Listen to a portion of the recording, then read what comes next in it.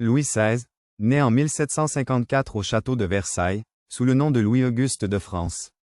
Marié à la reine Marie-Antoinette depuis 1770, il devient roi de France et de Navarre de 1774 à 1791, puis roi des Français de 1791 à 1792. Lorsqu'il accède au trône en 1774, Louis XVI hérite d'un royaume au bord de la banqueroute. Il lance alors plusieurs réformes, mais toutes ne passent pas.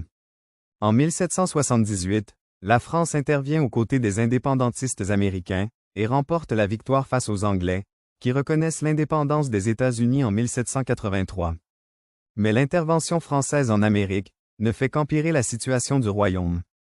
En 1788, Louis XVI convoque les États généraux, qui se tiennent du 5 mai au 27 juin 1789.